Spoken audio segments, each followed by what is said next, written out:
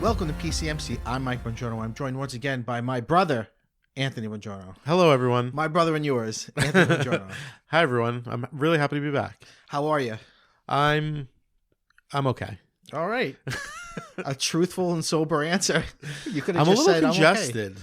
That's all right. It's winter time. Well, you and I don't know if it's our whole family, but you and I have a deviated septum. From all the cocaine you did. I also have, yes, that's an how hour, you get it. Just an hour ago. And I also have he said narrow passageways. I definitely have narrow passageways. And he also said that my sinuses are very, very, like, they could be irritated very, very easily. Sensitive passageways. Yeah. I said, what should I do about it? He was like, well, the area in New York's bad. You might want to move to someplace better. Yeah. I was like, okay, well, I guess nothing then. Yeah. Yeah, I don't know. I've never gotten it checked out, but I feel like I always have a stuffy nose. This is how much I can breathe through my nose. It's super labored. Me too. It's super labored. And I meditate, not that I'm better than you, but I meditate every day.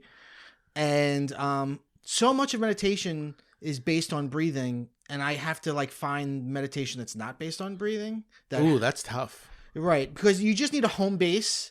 So most people use breathing, but you could use anything, and I use other things. What do you use? Like the feeling of my, skin on the ground, or the feeling of a breeze on me, or the sound of something.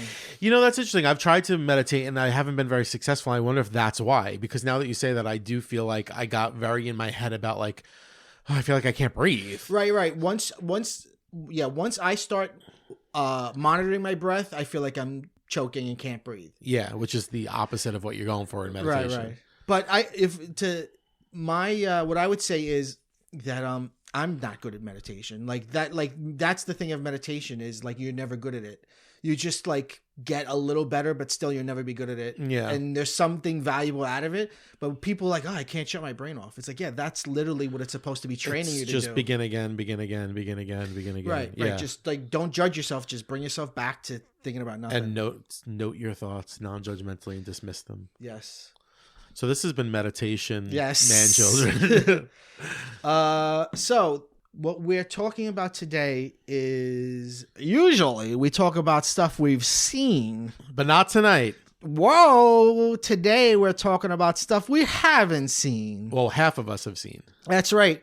We are describing the plots of movies we have not seen, but know a little bit about. So should we explain the idea? Flesh Sure. it out a little bit. Yeah. So my idea was there are plenty of movies that I've seen that you have not, and vice versa. Sure. Because we have pretty different tastes. Yes. So my thinking was based on what we know from, just the poster. Yeah, the world. Ads, the world. Construct a plot. Some plot beats. And then afterwards, we will rate each other in terms of how close we got to the actual thing. I'm going to warn you. I think that yours are probably more realistic than mine. You were just trying to be more humorous. I'm not even trying to be humorous. I was just I know nothing about these movies. Let's have at it. What do I think could happen based on what I know?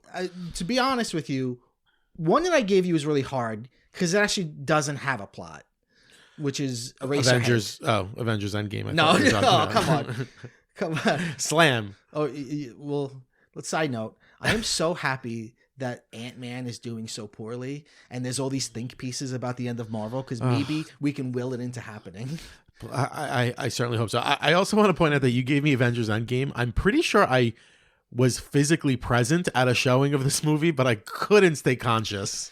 You saw No, I was with you. You saw Infinity War, which is the first part. Good Lord. Okay. You didn't see the second part, I imagine, unless you saw it without me, but I doubt you did.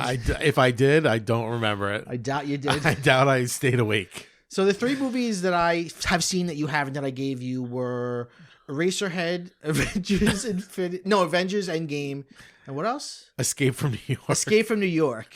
Which I know nothing about. Okay. Do you know who's in it? Kurt Russell. That's the only thing I know. And the Statue of Liberty's head. Yes. It's literally the poster. You gave me Chitty Chitty Bang Bang, Funny Girl, and Sex and the City 2. Let me tell you something. My description of Chitty Chitty Bang Bang kind of weaves in and out of Mary Poppins and Bedknobs and They're going to say it Broomsticks. weaves in and out of Sex and the City too. No. Yeah.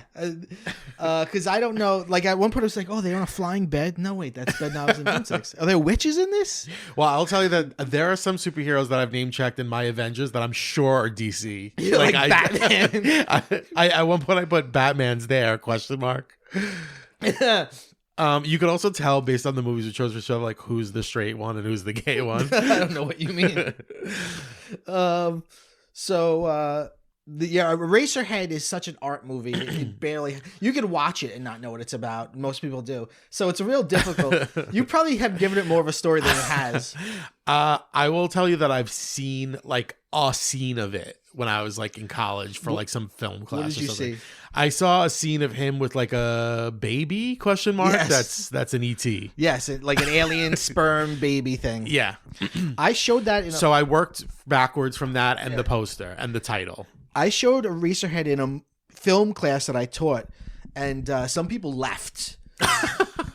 Like never return, like never came back. They came back next week, but they were just like disgusted because the movie has a constant whirring. The movie nauseates you. It has a constant whirring sound in its background, so it's actually challenging to just watch. And some people are like, fuck this, and just left. So what do you think David Lynch's... Did you look up what... I don't know what years these are. I have no idea. Eraserhead is 1977, the same year as Star Wars and a lot of other good things. Okay. Eraserhead, as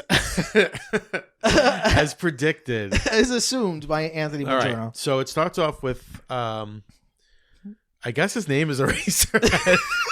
It starts off with E-Head as a little kid in the playground. Mm-hmm. Okay, this is where I'm starting it. Yeah. In medias res, being bullied by a gang of kids saying, "Eraserhead, Eraserhead," because his head is shaped like an eraser. Yes. Thank you.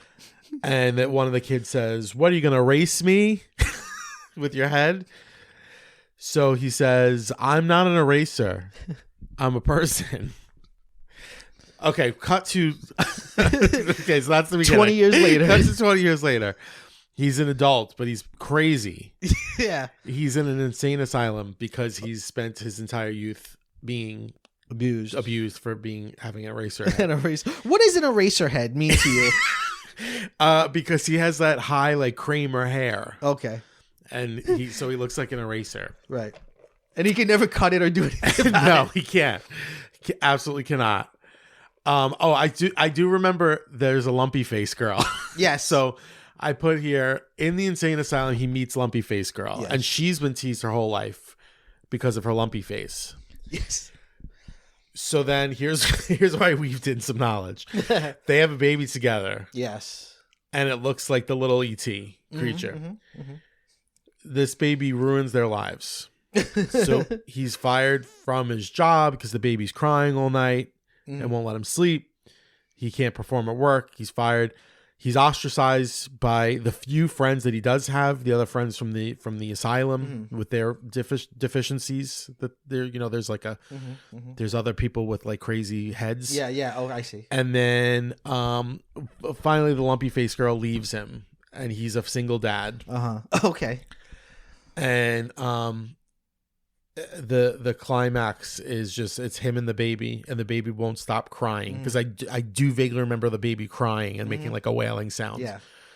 And then that's when he decides he's going to use his head to erase them, and then he erases both of them. Okay. And they no longer exist. Wow. So on a scale of 1 to 5, Okay. you did better than you did. Like, Whoa. I'd say like 3.6. What? Well, I know it's like surrealist, so that's why I was like, okay, at the end he's gonna use his head to erase all of them from existence. That doesn't happen. Okay. I was hoping that happened. There's Eraserhead. You don't see him as a kid. Okay. His name is Henry. Okay. Why is the film called Eraserhead? Because he has a dream or something where his head comes off and there's an eraser factory and they use his head to make erasers on pencils. Oh, so it's not because his hair is shaped like an eraser? Probably both. Okay. It's like, it's either this other world, or if you want to be literal about it, it's like another planet or a post-apocalyptic planet. It's a planet that's always nighttime and everything's like industrial pipes and horrible shit, and life is horrible. Okay. And he does have a girlfriend that he gets pregnant. It's not Lumpy Face Girl. Who's Lumpy Face Girl? Lumpy Face Girl is the girl in the radiator. She lives in the radiator in his house, and is she tiny? I don't think I think the radiator is a portal. A portal to another world, like a heavenly kind of world, and she sings in heaven. Why does she have a lumpy face? I don't know. David Lynch is an artist, and who knows why anything's anything. Okay. And but where you got close, well, there's no insane asylum. There's no other people with heads. Okay. Okay. Where you got close was the kind of plot, which is the baby won't stop crying, and the wife does leave. You were close there. Okay. I don't think she leaves him, but she leaves that night and goes, "I'm going to my mother's house. I can't take this because the baby won't stop." Do they ever explain why the baby looks like that? No. Okay. But it's linked visually to like worms and sperm. It seems like it's like very body horror-y. Yeah. Sounds like. Yeah. Okay. And then the baby, he realizes the baby is sick, and then the baby turns into like a giant baby. Okay. And then the man in the moon, which is this character you see sometimes, which is like this weird guy who's like diseased, and he's in this place where there's like all sorts of like levers and stuff. Some people read him as God. He kind of pulls some lever, and I think everything stops existing. Oh, so everything does stop existing at the end. Yes. Wow, so I did get pretty close. You were fairly close. Why does that happen at the end? These okay. All right. Is the man in the moon? When you say man in the moon, I just always think of like the honeymooners with like Jackie Gleason's face in the moon. No, let me see if I can find it. It's is it first of all, it's black and white, right? Yeah, I did know that. Is it going to be gross? I can't believe everything really stops existing at the end. I mean, someone might argue that that's just how was that communicated visually? Everything stopped existing? Yeah. I think you just see space at that point. And it's weird. Just... Was this an independent film? Yes, it was. It was his first film.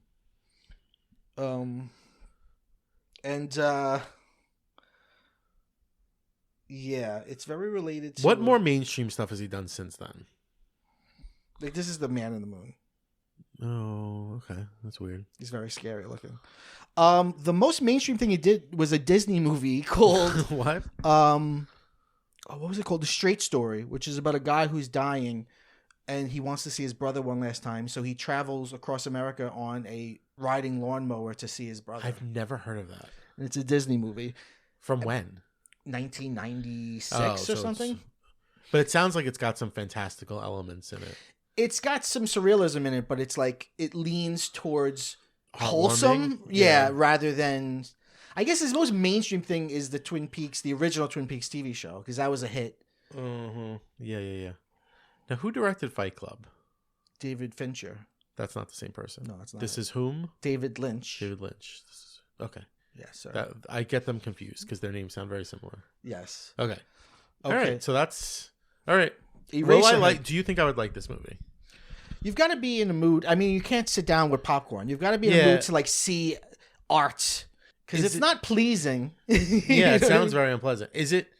I'm trying to think why I even watched that scene for a class. Oh, no. Maybe your teacher... I mean, when I showed it for surrealism.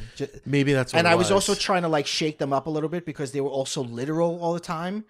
And, their favorite movie was fucking The Avengers. So I was like... Yeah.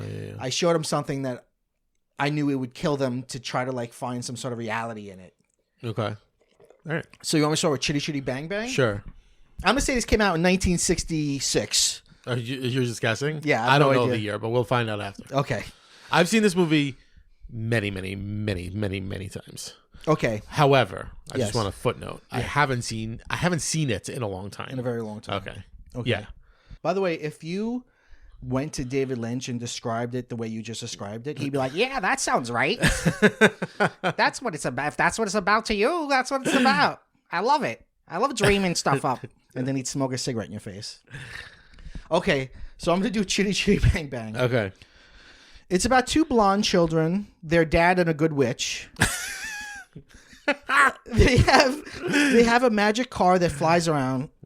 A bad guy with a mustache wants to get the car, so he dresses up in different disguises to try to trick the family. At some point, the car drives on water. The car has a bunch of Inspector Gadget type arms and stuff that comes out and does all sorts of tricks. That's all sort of tricks. The dad falls in love with the good witch.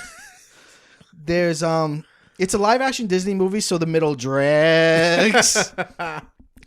It ends with a race between the good people and the bad guy. And the bad guy has like a dumb sidekick who he hits a lot. Okay. How close? Actually pretty close. I just pulled it up because, like I said, I haven't seen it in a while. But I will say, even as a kid, what is it about live action Disney movies that they drag? They just didn't know what the fuck they were doing. Because even as a kid, I'd always watch this, and I'm so familiar with the first 30 minutes, and then like somewhere, I'm like, I don't know, somewhere in the middle, Nazis show up. I don't remember. Yeah. Like because I always would fall asleep. There were Nazis in this? Or shut it off. I think there might be. Oh boy. Or maybe that's entirely made up. I don't know. But there's no witch. I'll tell you that. Oh, so that's bed knobs and broomsticks, I think. That's what I'm doing. Okay. Wait, is Angela Lansbury in this? No. Okay. She's in bed knobs and broomsticks. Dick Van Dyke is the dad. And he does have two children. Are they blonde? I think they are bloned. Okay. It was based on a novel by Ian Fleming, who invented James Bond. Yeah. It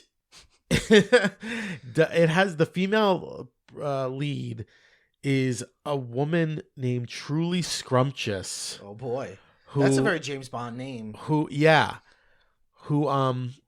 I think her dad like owns a candy factory. Sure. There's a whole set piece where they go to a candy factory. And she's not a witch. She's not a witch, but she plays like a candy whistle song. And she's not magical in any way? But the car is. The car is magic or it's sci-fi? It's like magic. Okay. It's like Chitty will protect us. Oh. Like at one point I think they are being chased and it's like. Does it go on water? It flies. It does go on water. Okay. And there's like toys. Like there's an evil toy maker. What? Oh no, wait, no. The toy Does he have maker a is not mustache? evil. Oh. He does, but he's not evil. The toy maker Truly and Caractacus. God, it's been a long time since I've seen this movie, but now it's coming back to me. Yeah. They at the end they get married and the car flies. Dick Van Dyke. And the car flies off.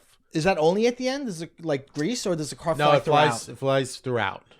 How do they get the car though? One day he like shows up. It's from 1968, but I think it. Oh, I was off by 2 years. I think it like takes place in like the early 20th century, where it's like where like cars are like a new thing. Oh, I see.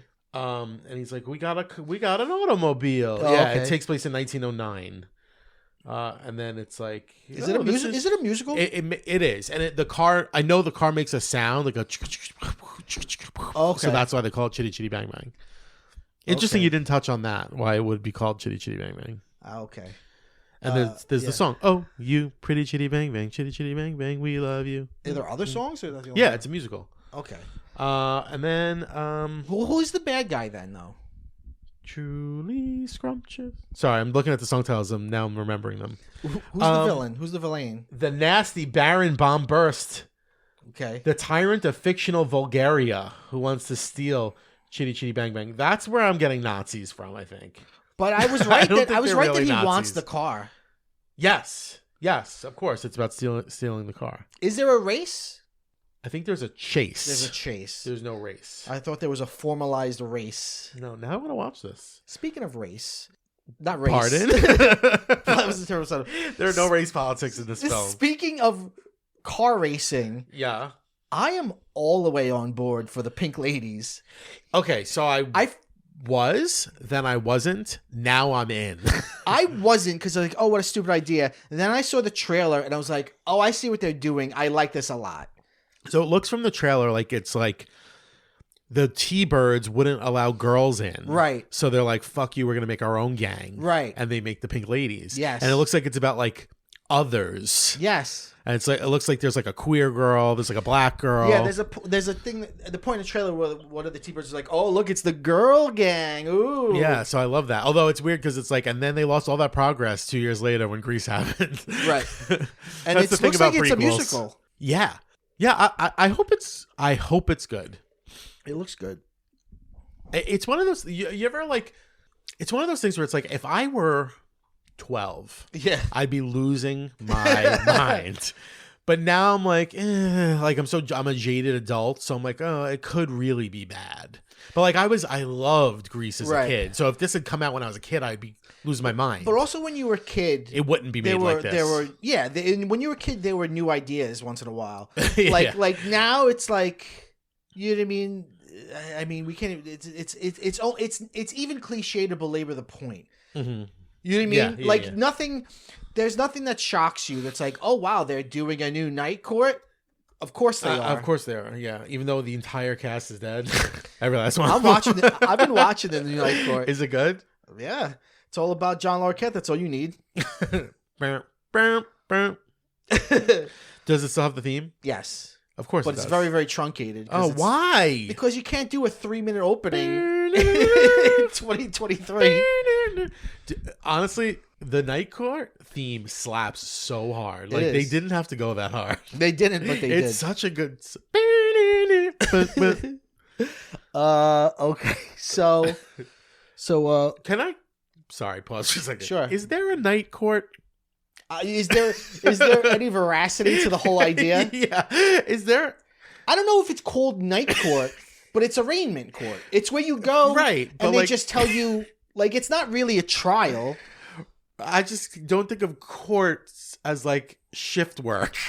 Where it's right. like, oh, I'm the judge on the night shift. Like, well, I mean, that makes some sense. I mean, you've got to do something with criminals. I guess in a big city, that get arrested at night. It's like a bunch of prostitutes always, like wisecracking prostitutes. Right. Stuff, So right? and weirdos. All right, maybe I'll watch. I like it. John Larroquette was the prosecutor in the original, but he's the public defender in the new one. Ooh, what a twist fun. to make his character like have to be good and defend woke. People. All right, enough of your shit. Sorry. What? All right, let's do Escape from New York, please, because this is the one I knew literally the least about. I can't wait. I know nothing about it other than Kurt Russell's in it. Sure. And the poster. Yes. And he has an eye patch. You're right. It's good so far. Very good. So this is Escape from New York. The year is 1981. Mm-hmm. And it takes place well, I know from the poster it takes place in 1997 or something. The far off future. Yeah. So Kurt Russell is an everyman living in the suburbs of Long Island. Okay. Picket fence, beautiful wife, kids. I wrote, but the taxes and the property taxes are crazy. Yeah. So he wants to escape from New York. Okay. And there's the title. And I put a little trademark next to it. So that's his dream. He wants to take his family and get away. So it's more metaphoric. Yeah. It's more figurative. For now, escape. yeah. So he wants to go west with his family, right. move him to maybe Arizona or someplace. Yes, of course. Someplace where it's warm. Go west, y'all. Yeah. But then, now see, this bit is fuzzy because I lost the thread here, but hold on. So I wrote, he gets in a car accident with his wife and his family. A lot of setup for this movie. Yeah. A lot of setup. And they all die but him, and he loses his eye. Mm-hmm. Okay, cut to a year later. He's depressed. He's miserable. He's got like that brooding. Yeah. My whole family, everybody was taking from me. I have nothing left. So he says, my lady and my liberty have been taken from me. So I'm going to and he gets into a car accident because of the roads in New York are horrible. He really has a vendetta against the state of New York is how I heard it. Okay. So he says, they took my lady and my liberty. So I'm going to take their lady liberty. Whoa. So you're working backwards from the poster. Cut to a montage of him. It's like his planning to blow up the Statue of Liberty. Okay. And punish New York for what they've done to him. Okay. Maybe the governor's a character. I don't know. We can work that out later. Sure. So later on, he's right about to blow up the Statue of Liberty, and he gets a call on his, I guess he has a cell phone. Sure, why not? It's his wife. What? She says, I'm still, now here's where I lost the thread. She says, I'm still alive. I faked my death. Okay. But he was there, I'm now realizing. So I don't know how she did that. Yeah. Because I didn't think you could forgive me for allowing the kids to die. But I'm back and I'm ready to escape from New York with you. But so he's like, Titular oh, okay. line. Yeah, yes. Hey, let's escape from New York. So he's like, oh, I got to stop the detonator. The Statue of Liberty is about to blow. He can't stop the detonator. The Statue of Liberty blows up. The head of the Statue of Liberty lands on his wife. Oh, wow. And kills her for real this time. Yeah. So then he goes to prison. Yeah. And that's how he finally escapes from New York. I see. He got what he wanted, but at what cost? Well, wow. Your version, I'd say on a scale of 1 to 10, you're like at a 1. You're very far. Your version's very tragic, and he becomes a domestic terrorist. Yeah. He's got that look. Okay, so Escape from New York is about a dystopian sci-fi future where crime is so bad in America, they decide to make all of New York a prison and border it off. So no one can go in or out of New York unless you are being sentenced to live there. Terrorists, there are terrorists. Okay. Hijack Air Force One and take the president into New York. So someone has to go into. Who's the president? He's played by Donald Pleasance from Halloween. Oh, is this John Carpenter? Yes, it's directed by John Carpenter. Oh, I thought I knew that. Okay, so I think I did know that, but I forgot. So they need somebody to go into New York and try to save the president before whatever he's killed. Donald Pleasance is the president. Is like really giving Biden vibes.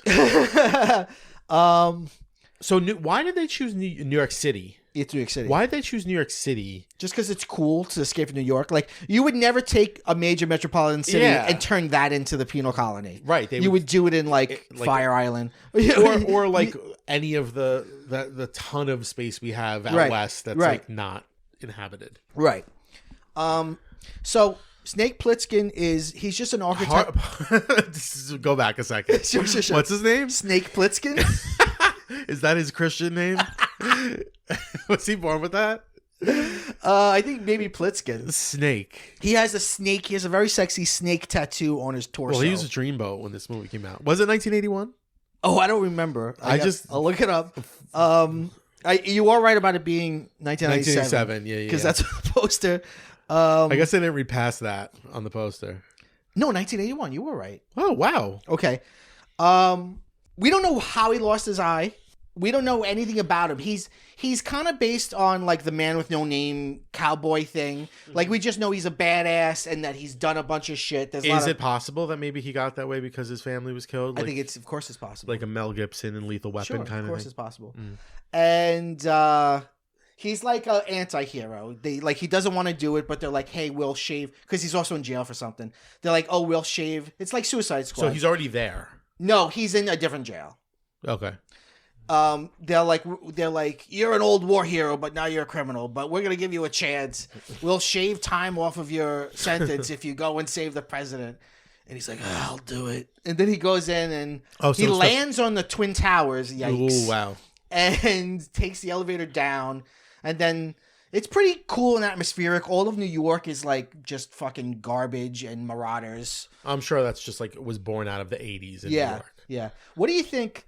So the president has to escape from New York. Well, he's got to get the president and escape, and he's got 24 hours to do it, or a bomb they implanted in his neck will go off and Snake will die. All right. Okay. Like you do. What do you think the sequel Escape from LA is about? I totally forgot until you just said it that there's the sequel Escape from LA. Based on what you just told me? No, never mind. The same thing, no? Is LA also a giant Yes, it is prison? a giant. Yeah, Yeah, well. you're correct in saying it's the exact same movie. Why? Except at one point he surfs. Is that a 90s movie? Yeah. Is it John Carpenter? Yes. It's not very good. It's not very good. Yeah. Doesn't sound it. No. So you were way off on that. All right. I know I'm going to be way off on Avengers. Okay, let's do Funny Girl. A young Jewish woman with big dreams moves into the big city to break into show business. I'm not sure if it's movies or theater or both. She meets a producer who's like sexy and charming at first, and then like he fucks her over either like in business or like cheats on her or something. Mm-hmm. She sings a song about how she's not pretty but she's funny. She's a funny girl. She has two worrying parents who call her a lot, and they want to know what she's doing, and they're like these tight 2 shots of them on the phone, and one of them's like over the shoulder like, is she eating enough? Is she wearing a coat? She becomes best friends with a streetwise sex worker who she came to the big city to be an actress, but life has beat her down. Played by whom in this version? Jodie Foster. In the end, there is a big audition and she lands it. I'm imagining it as okay. So I'm realizing now that I've weaved in a lot of chorus line and cabaret. No, you've weaved in Taxi Driver. Yes, and Flash Dance. Yes, with the big audition at the end. Yes, that she gets. Yes. How close? Not very close at all. So. There's no song that's like, I'm a funny girl. There's definitely the thing of like, because it's Barbra Streisand and everything Barbra Streisand's ever in has that like, I'm funny, but I'm not beautiful thing. Okay, yeah. But so Funny Girl is a 1968 film. Oh, okay. I was a little late. Based on a musical of the same name, starring Barbra Streisand. Mm-hmm. It's historical. It's based on a real person. Okay. Yeah, it's based on Fanny Bryce. No idea. Yeah, so and it takes place it's like it starts around World War One, and then the rest of it's told in flashback. So it takes place well before it's like vaudevillian. Wow. I thought it was like in the 70s. No, it's very vaudevillian. Like she was a vaudeville star. Okay. And so in your version, like where would Don't tell me not to live. Just say, where would that go when she's going? First of all, when she's moving to the big city. I didn't remember that song was in it. But don't rain on my parade. It's a musical. She just does it in the same. She just does it anywhere. Fair. What you do kind of get right is that he's not a producer. But she meets Nikki Arnstein, who's a real person, who is one of Fanny Bryce's husbands, and that's when she says, Who's "Hey, Fanny Mr. Bryce? Arnstein."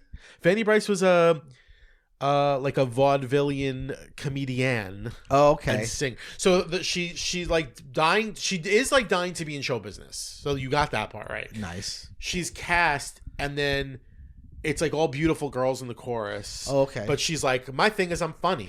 Right. And then I'm a funny girl. Yeah. So that's kind of right. Actually, you're pretty close. Then she becomes. What about the streetwise sex worker? No, there is no streetwise sex worker. All right. So then she gets laughs because she improvs during the performance. So she creates comedy. Yeah.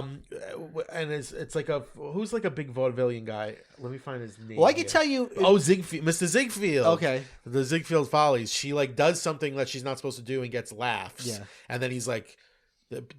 Someone's like, you're Fanny, we gave you a chance and you fucked it up, and then Ziegfeld's like, the crowd loves it, and so then she becomes like a star who's funny. Is she like a comedian? Or she does like funny songs. Okay. And then she meets Nikki Arnstein, who was I don't know if he ever becomes a producer, but they get married. She has the whole thing of like, you're so handsome. Why are you interested in me? And he's like, because I've never met anyone like you. And is there a part? It's Omar Sharif. Is there a part where her manager's like, I put this stool on the. We got to sit in this stool. Everyone sits in the stool, and she's like, I'm not a sit down comedian. I'm a stand up comedian. And everyone's like, whoa. Absolutely not. She's not a stand-up comedian. She created it. She created stand-up comedy. They do say that a vaudevillian created stand-up comedy. Mom's Mabley. Oh, yeah. Well, it's not. It wasn't Fanny Bryce. Oh, wait, no. This is an angry Ziegfeld wants to fire Fanny Bryce, not Franny. But the audience loves the hilarious act. He tells her to play it that way in every performance.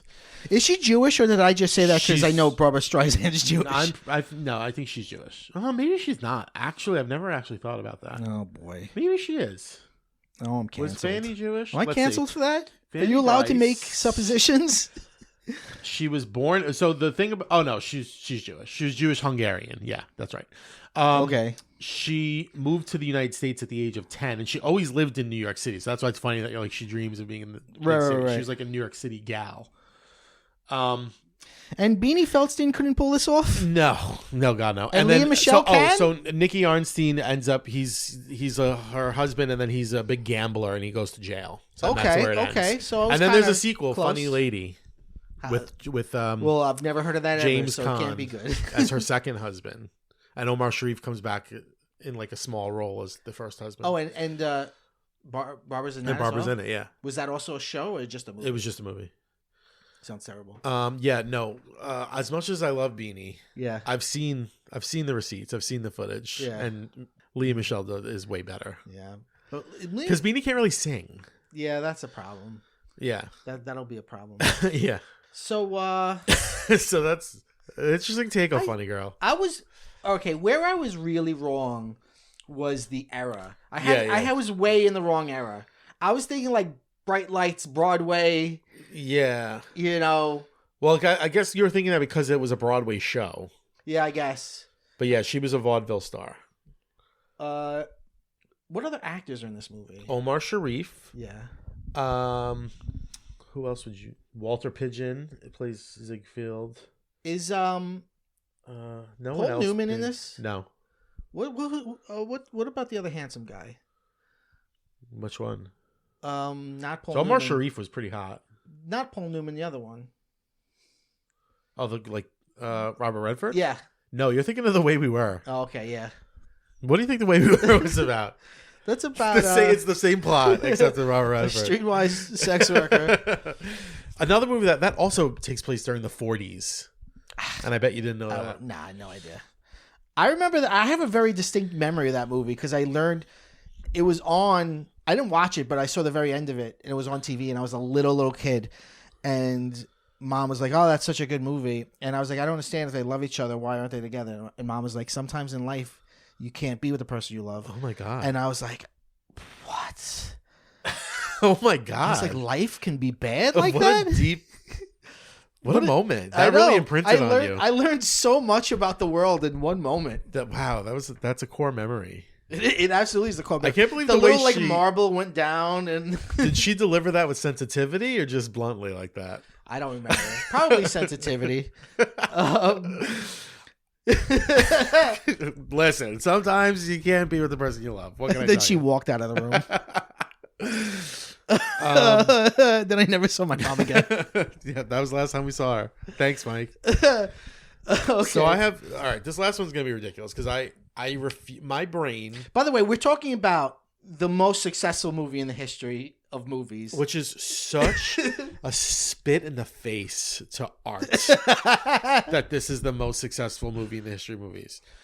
I can't even wrap my brain around who you saw the first part who of could it. Give a shit. You saw part one. I saw 10 minutes. When I tell you that I was willing myself to sleep during part one, and I fell asleep and woke up and turned to you and said, "Is it almost over?" And you said, "It's been 10 minutes." And that's like a 4-hour movie. Good God. See, I find that I was like that with the last Black Panther movie. I was like, I'm just really. Is that the one that people like? Yeah, but I don't know. People think he that's wasn't like, in it. People think like that's the classy Marvel movie, but they're all the same boring shit. Yeah. But I actually like this one because it's at least fun. There's fun things happening. How many hours is it? What does It's the clock like in at? 3 and something. God almighty. Was it fucking Gone with the Wind? So I have this I'm just gonna own that I just totally just was fucking making it up as I was going. No, this movie's what, 4 years old or something? I wasn't even trying to make anything that made sense. Don't you have any young people in your life that have talked about it? It just blows my mind how little you can know about the most successful movie. My brain shuts off when anybody talks about it. And I don't think I have any friends who like it. Okay. Tell me about it. I guess we run in different circles. I suppose we do. So, all the Avengers get together to fight Thanos, who has a bunch of jewels in his Michael Jackson glove that makes people turn to sand. Okay. That's where it starts. You're pretty close so far. So I have Mary Kay and Ashley's sister has a plan to seduce Thanos and steal all the jewels from his glove after he falls asleep. At this point, we've already lost the X-Men, Spider-Man, and the Guardians of the Galaxy to sand. Okay. X-Men are not in it at all. Are they Marvel? They're Marvel, are they? They're not? Marvel, but they weren't owned by Sony. So they're owned by Sony, not by that complicates Marvel. things. So she's seducing him while they're having sex. Oh, okay. As he's climaxing. All right. You did not think that this was in this movie. He reaches up and chokes her with You think this is the most successful movie? He reaches up. Everybody and their grandma saw this movie and there's people fucking. And chokes her with the glove. And turns her to sand, baby. That's his power. He just turns people to sand. Yeah. Cut to Captain America hanging out with Harley Quinn. Mm-hmm. That's DC. I put now they have a plan. Okay. They're going to send 1 million nukes to Thanos' mountain that he lives in. You're right. Does he live in a mountain? No. Oh, all right. And blow it up because if the jewels are destroyed, all the sand people come back. Jewels. The Hulk and Iron Man and Thor? Question mark? Yeah, those are all Avengers. Thor is a Norse mythological god. Yes. Why is he in a superhero movie? Because he's one of the Avengers. Oh boy. Just sort of walk in and are all good with the plan. Yeah. So they just sort of walk in. So they call... It's very breezy. Yeah. So they call the president, played by Morgan Freeman, and they say they need all of his nukes pointed at the mountain range. Mm-hmm. I put the movie meanders for 6 hours until the rockets are launched at the mountains and they all blow up. Everyone's celebrating. Batman is there. What? You know Batman's not there. Where's Spider-Man? But I don't know. You didn't think about that? No, I didn't. All but right. there's no sand people. Yeah. How could that be if they destroyed the mountain? I put Green Lantern goes into the ruins and discovers the glove is still intact. The mission has failed. But then he puts it on, wishes everyone back to life. Mm-hmm. All the sand people come back. Robert Downey Jr. and Don Cheadle are there. Robert Downey Jr. screams about how we're not going to discuss his past. The end. Okay. All right. Well, you weaved into that a little bit of that interview where he walked out. How close am I? How close? I bet I'm pretty fucking close. In terms of plot, you're not really close at all. But I'm sure it meandered for 6 hours. In terms of story, it does end by the people coming back. Okay. Okay. So no stakes then. So no one is. Here's what the plot is. The first movie ends with Thanos wants to get rid of half life in the galaxy. Why can't he use magic to give us half as more food or make half as more space? Who knows? He uses his magic. They're called the Infinity Stones on the glove. Uh-huh. He uses that to snap his finger and then half the people die. And he is played by what's his face? Brolin. Okay. Josh Brolin? Okay. James Brolin. One of them. It's Josh Brolin. James Brolin was Marcus Welby. The movie they were talking about begins 5 years after that, and the world has gone on with half the people. 5 years, and everybody's sad. So his power is to make half of life disappear? That's not his power. He's just a big, strong guy. He steals the stones and gets the glove to do that. Where do these jewels come from? They're scattered throughout all the other movies. Like in Guardians of the Galaxy, remember there's a jewel in that. That's one of them. Vaguely. Okay. The first one? Yeah. Okay. I didn't care for the second one, but go on. Neither did I. So they come up with a plot. Oh, Ant-Man. Ant-Man, who could go so small he could go into the quantum realm like that new movie. He realizes that time is different down there and you can go back in time. So they invent time travel. They just invent it in this movie. And they realize that all they had, the way they could go back in time and stop him, but also go back in time and get all the stones from different movies. So we get to Back to the Future 2 and see a lot of the other Marvel movies from different perspectives. With an Ant-Man running around in the background. Well, he's the one who just comes up with that they could do it, but they all go back in time to different time periods. And then would it be funny if like at one point they just show up like in a Golden Girls episode? Yes. And like it's just like a clip show. And then in the end, Iron Man gets the glove and he snaps his fingers and brings everybody back to life, but it's too powerful and he dies.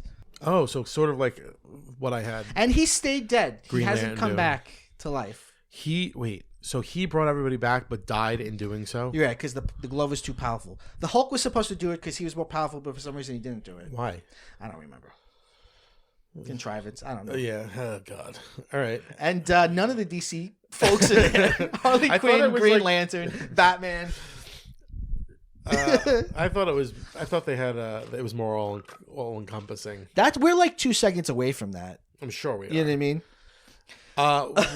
Who is Mary-Kate and Ashley's sister? Scarlet Witch. Okay, she's a witch? Yeah. Well, she's got witchy powers. Okay. She's the daughter of Magneto from X-Men. But not in the Marvel movies because they can't say Magneto. That's so confusing. I watched like 3 episodes of WandaVision. That's her show. Yeah, and I couldn't follow. I can't imagine how you would. No, couldn't follow. Her husband is like a cyborg guy. I didn't. Yeah. The most successful movie of all time. History of but movies. Like, honestly though, doesn't it hurt you? So is Avatar. That's the most. Oh yeah. Have you seen the second Avatar? I haven't seen the first one. Never seen Avatar. You never saw Avatar? I tried to watch it a few years ago. I found it boring. Turned it off. now this is on principle. What were you gonna say? Does it insult me? What, as someone who loves cinema? Yeah, that's the most successful movie ever. No, I really disagree with like. Well, I guess value as based on how much money it makes is not. No, I disagree that movie can't be spectacle. That it must be on the dramatic level of literature. I totally It began agree. as spectacle. To me, my problem is always. I just think it's not good. Well, my problem has always been it takes up too much air. Why can't half the movies be superhero movies and the other half be dramas and rom-coms and everything? It's not that. It's just in the theater, all you have is superhero movies.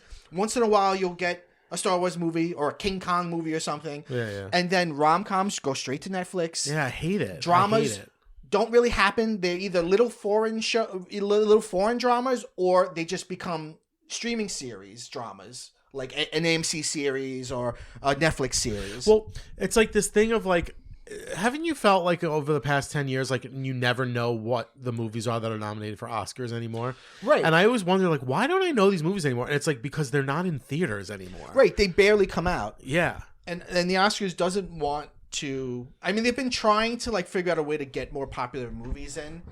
But yeah. Well, I saw a bunch of people were like flexing in their tweets about the second Avatar. Like a lot of fanboys came out and were like, imagine betting against James Cameron, who's one of the best movies I've ever seen. You know, James Cameron is somebody that, like, I like Terminator 2. I like Titanic. I suppose I'm going to go on record and say. I haven't seen it in so many years, but I liked it when I saw it. Yeah, I like it. I think it gets a bad rap. I think it's still a good movie. To me, he's not upper echelon auteur the way some people seem to think of him as. They do think of him as that. Not for me. I guess because of Terminator, but Terminator is such a like it's such an inconsistent franchise. Well, the 2 good ones are the 2 he did. Yeah, the rest are not. He's not involved. I mean, 3 is horrible. Right, he's not involved with 3 at all. Yeah, he did True Lies. I like that. I liked a lot of his like action stuff. True Lies is a good movie. He got super obsessed with water and the ocean. Oh boy, did he make Waterworld? No. But he made like that documentary about going down to the Titanic and and then this Avatar is all about water. The way of water. I'll tell you. That ride though is great. One of the best rides in Disney I didn't World. make it to that because the line was like 3 hours long, but we got screwed. You know how like anytime there's a minor inconvenience at Disney World, they're like, here's a fast pass to something shitty.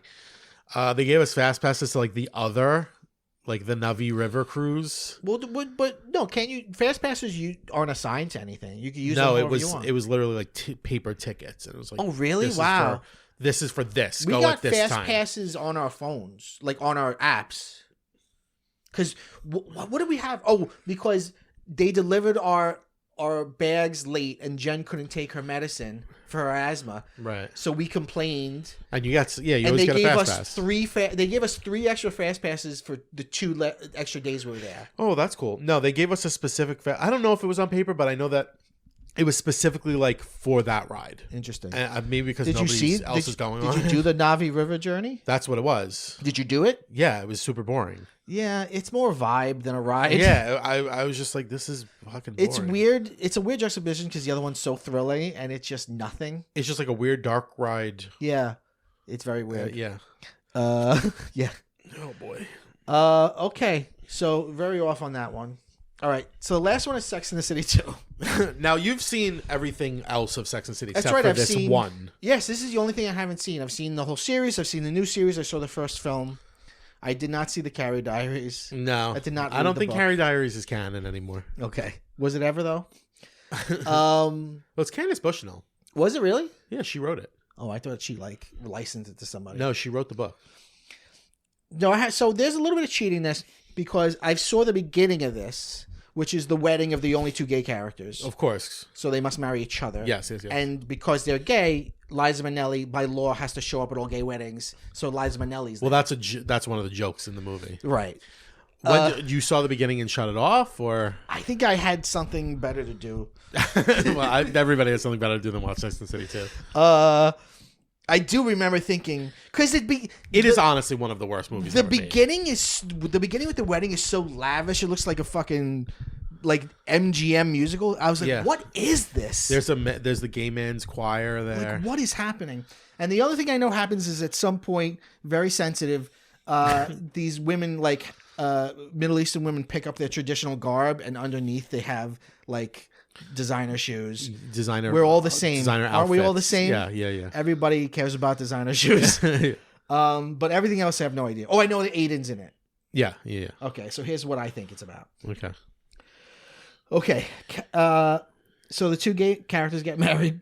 Carrie's boss is like, hey, I want you to go to the Middle East and write about how women there were oppressed or something.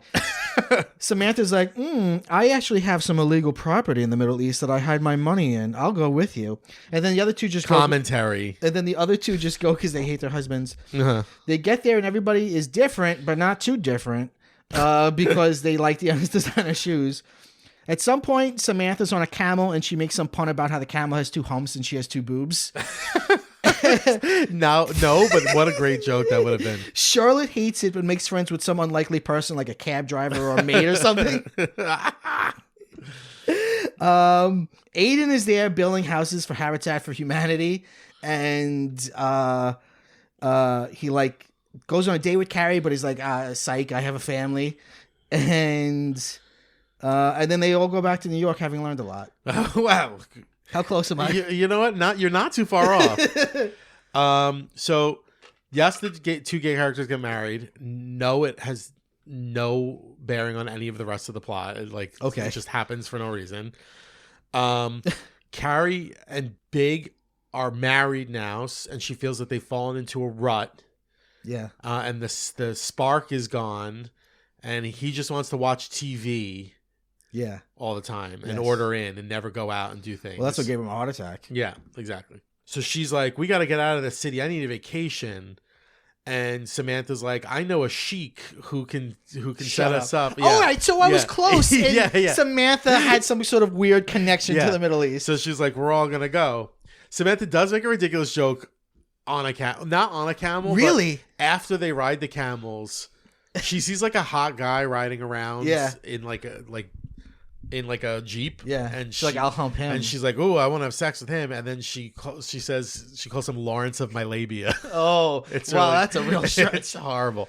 What if by the end it was just so lazy with no puns? She just look at guys and be like, I want to have sex with him. Look at that guy. I want to have sex with him. At one point they're in a karaoke bar and they sing "I Am Woman, Hear Me Roar." It's one of the worst movies ever made. It sounds. I'm not even. It's Muslim, and I'm offended. I'm a fan, obviously, and it's so bad I can't defend it. It's also your version is way less insensitive than the real one. Wow. So Samantha like gets in trouble. She gets arrested because she's having sex on the beach, which is illegal. Oh boy! And they like come to her they come to rescue her, and the sheik like kicks them out because they've disgraced themselves. And then they're like out at the market. What the fuck? Oh, by the way, she runs into Aiden at the spice market. He's Sex in the city. He's buying textiles for his like furniture store. She's like, fuck, I want to hang out with him because I'm mad at Big. They do go out. They kiss. Oh wow! But then she like gets freaked out and runs away, and that's the last time you see him. Okay. But is he like, psych? I have kids. I have a family? He does have kids, and she kisses him anyway because she's fucking crazy. You think his wife is dead in the new show? I think so. I think his wife's gonna be dead. Yeah. No, actually, I hope the new show also was mostly about death because her husband is dead. I think he's probably gonna be divorced or something. Okay. So the crazy insensitive stuff that you miss is then later, like Samantha's frustrated with the oppression. Oh God! And they're like walking through the spice market, and she like drops her bags, and a bunch of condoms fall out, and a bunch of men like start like screaming and cursing at her that she's like a whore. And then she gets fed up and she screams at them like, I have sex and I love it. And like people like throwing stones at her basically. Oh my God. And then the women have to hide. So another woman in a burqa is like, come with us, and like takes them into a room and shows them that they're wearing all the designer shit. So they bond over materialism. Sure. And then they're like, here, take our burqas to escape. And they escape. The four of them escape wearing burqas. So it's like the fucking Death Star. As a disguise. It's the most horrible. And then they beat up 4 stormtroopers and steal their uniforms. None of this. May God strike me. By the way, you can be lying. I'm dying. No, this is really happening. This happened. And then they come home, and Big and Carrie make up. Big gives her a diamond ring, and that's the end of the movie. Materialism wins over. Yeah, because in the first movie, he never got her a diamond ring. God damn. In like the let's throw a dart at a board with plots. How is this the one that they went with? Well, because how? So Michael Patrick King, who I've said before, I'll say it again, every impulse he has is wrong. He shouldn't be the Sex and the City auteur. I think he took that for himself and nobody has stopped him. But the original idea for the first movie was that it was going to be like a road comedy. But then that I don't know. But then that got shelved in favor of like a more dramatic plot. You mean doing a real movie? Yeah. So then they were like, hey guys, we want to just do like a real movie? So then for the sequel, he was like, let's do that road comedy idea. And then somebody was like, let's do the Middle East. And he was like, fabulous. So, okay. So even if you're like, okay, let's do the road comedy idea. Then the Middle East. It's so, and they were patting themselves on the back like this is so important what we're doing. Well, no, because I think that there was like, oh, it's so great. Like these women are so open about sex. What setting can we put them in that's gonna be really funny? So they're like, how about the Middle East? It's so insensitive. Yikes. It's horrible. Yikes. It is. Have you ever heard? There's like a podcast that's called like The Worst Idea Ever. Yeah. And every season they just watch a movie over and over again and talk about it. Oh yeah, I have heard. And the first one was Grown Ups, and then the second season was Sex and the City 2. That's amazing. I kind of want to see it now because I can't believe what you're saying to me. It's so horrible. So Aiden's not building houses. No. Habitat for Humanity. She just really fucks him over good too. She's like, that's their whole history. She's like, let me flirt with you, even though I know you're married, because I'm a selfish bitch, and then kiss me, and then I'm gonna run away and leave you at this bar. Well, that's what he's used to from her. That's what he's used to from her. He's a real cuck. So what have we learned from this? Oh God, I don't know if we've learned anything. Are there any movies, like besides the Marvel movies, that you haven't seen and you're almost proud of it? You're like, I will never. You could say right now, hand to God, I will never see whatever. I don't know about movies, but that's how I feel about Game of Thrones. Never gonna happen. I don't think I will ever watch it because so many people have told me I would love it. Have they? I don't think you would. I absolutely don't think you would. And it makes me mad that people tell me I would. No, they don't know you. You would not love it. You would not love it at all. With movies, people are always like, you of all people would love it. I'm like, why? I don't know where they're getting that from. I don't know where they're getting that from either. These people don't know me. Huh. I mean, does it have... There's some like bitchy queens There's some like, you know what I mean? Like there's some bad bitches in it, you know? Everybody's selling line is like, it's not what you think it is. It's not fantasy. It's a political drama. And it's like, yeah, but then there's dragons. Yeah, of course. Like, stop trying to tell me it's not what it is. It's like Lord of the Rings, but with a lot more rape and murder. And incest. Sexy incest. And incest. Lord of the Rings is another one that I've tried. Not going to happen. I've tried. It's not going to happen. How about you? Are there any movies that you know? Or shows? You're like, I'm never going to see I'm kind of going to keep going with the Avatar thing. Okay. And I know there's 900 more coming, and I'm never I thought there was only one more coming. No, there's way more coming. And I'm never going to watch it. Never going to fucking watch it. With books... Infinite Jest. I tried to listen to an audiobook of it, and that was indecipherable for me. And I was like, what the fuck is this? Maybe Moby Dick. I don't know. But maybe at some point when I'm old, I'll be like, it's time to read Moby Dick. And then I'll die when I finish it. But you can't see everything. You shouldn't see everything. You know? I mean, I no longer, when I was younger, I was like, I gotta see everything. But now I no longer have the time to see. I'll push myself to see things I wouldn't just so I could expand my horizons. But I'm not out there forcing myself to watch something just because it's popular or because, And life's too short to read bad books and to watch bad movies. Yeah. I'm like a fan of I'll read I've read a few pages of 50 Shades of Grey. I watched 10 minutes of Riverdale. I'll take a little, I'll get a taste to be like, okay, I got a little taste. I have some. That's what I do. Touchstone. And then I invariably, you always talk to somebody who's like, oh, you didn't wait till it got good. You know what? That's how I felt about Wednesday. I watched the first episode and a half of Wednesday and I was like, I get it. I don't want to watch this anymore. It never gets that good. It's all right. It's fine. I don't know. I honestly. That's how I felt about Stranger Things. That one blew me away because I don't understand. I guess it's because I'm so old. But I don't understand how young people love it. Yeah, they flocked to it in a way that I would never have guessed. I thought it was just going to be corny to them and no one was going to like it. And it's like a phenomenon. Yeah, it's like the most successful series on Netflix, right? Yeah. By the way, I hope Jenna Ortega is the killer in Scream 6. That would be I hope that that Scream 6 is one big prank and we get there and it's like, actually, this isn't the movie. I tell you what, I wouldn't be. We're going to do Scream 6 in a few weeks. I wouldn't be surprised if there's 7 killers or 8 killers. It doesn't. Oh man, I don't know what it is. I know this sounds so stupid, but I feel like the conceit is so ridiculous that I feel like there's a trick somewhere. Well, I was telling you, they all moved to Manhattan. It just seems so silly. I think they're on a trip. No, it seems like they live there. No, I don't think so. Gail, I think, lives there. Well, Gail did live there. I hope Gail dies. She's got to die, right, at this point? Well, also, I'm really just pissed that Sydney's not in it. I know. They didn't give her the money she deserved. But you know what? That's fine. Give more breathing room to fucking the new people. Yeah, whatever. No, I agree with you entirely about there's some trick. It's going to be different. They keep saying it's going to be different. The Ghostface looks different. It's in 3D, and they keep they're selling that hard. And that makes me go, why the fuck is this movie in 3D? The last one was in 3D. It's not 2009. Not everything is in 3D anymore. Why is this in 3D? There's something there, and I'm all for it because as we said when we did the last Scream episode, just do something different. Any fresher breath air. Well, breath of fresh air. I think it's interesting too. It's just another example of how now fan culture has so much power and influence that in Scream 4, Kirby dies. But so many people on the internet was like, you never see her body. Right. So she could be alive. And then it just manifested. It just goes to show that, they're paying attention to, what people are tweeting. Yo, absolutely they are. So they were like, oh, let's bring Kirby back.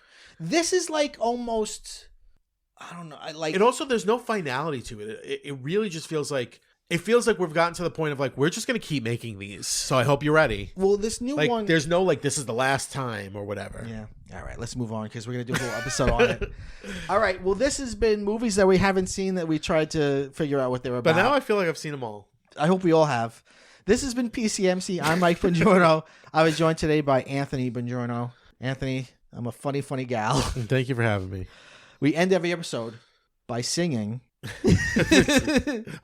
Go bye-bye.